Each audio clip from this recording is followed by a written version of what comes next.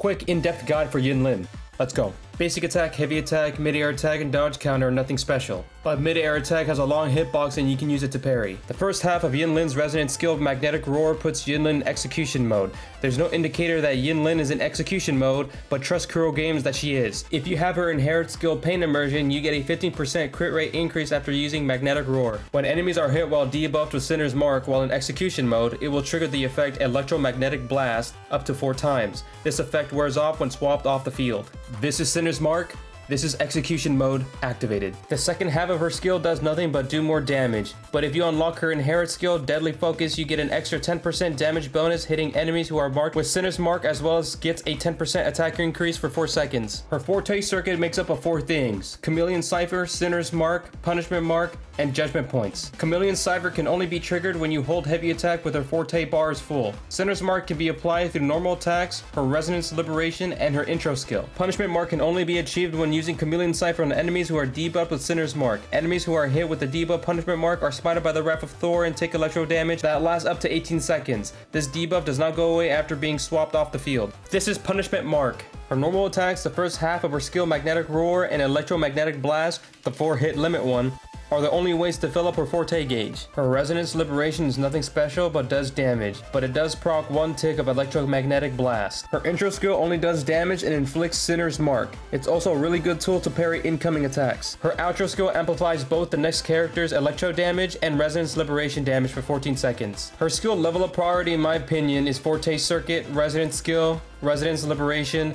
Basic Attack, and then Intro skill. Now straight to the echoes. For her 4-cost echoes, Thundering Mephis or Tempest Mephis works. Though Thundering Mephis is her best in slot, Tempest Mephis is more convenient for the shorter animation.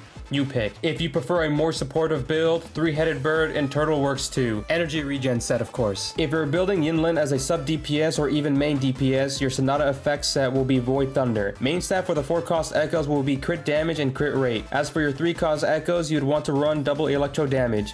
If you don't have double electro damage for main stat, attack percent or energy regen works too. Your cost 1 echo should be attack percent. Substats you'd want are crit rate, crit damage, attack percent, and energy regen. Everything else like resonance skill damage, resonance liberation damage, and heavy attack damage are all icing on the cake. Weapon time. String Master is her best in slot, but you can also go with Cosmic Ripples. If you're an Oil Prince and swiped on the Battle Pass, Augment is the way to go. If you're broke like me, Variation works fine too. If you're really down bad, the 3-star Weapon Rectifier of Night works great with her too. On to the team builds. The best teammates for Yinlin right now are Verena and Calcharo. If you do not have a Calcharo, Wanwu is a great replacement. If you don't have a Calcharo or Verena, Baiji and Wanwu are great replacements. If all your luck went into Yang Yang dupes, anyone who can take advantage of Yinlin's Resonance Liberation damage increase is fine too. Time for the skill on team rotations. For team rotations, you want to start with your healer / support character, then into your breaker / battery / sub DPS character,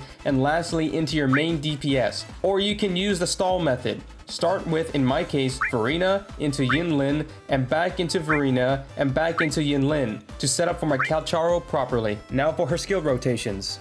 It's a bit confusing if I just say what I'm doing, so here's a visual instead.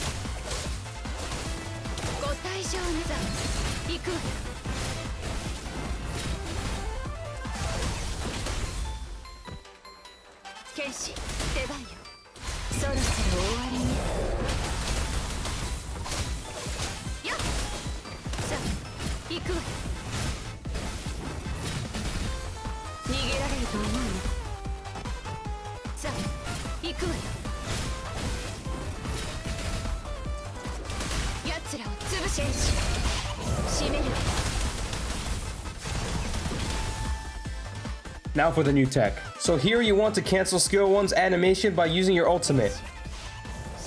Then basic 3 times, jump cancel, mid twirl, then immediately echo. Let your echo at least get 1 hit off from the last set of hits. Then dodge cancel into her skill 2. Finish off by using Chameleon Cipher and swap canceling into your main DPS.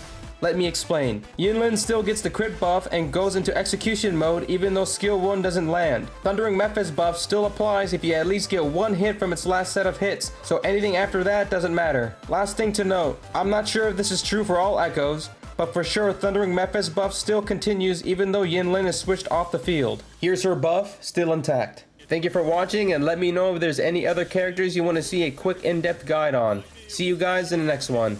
Peace.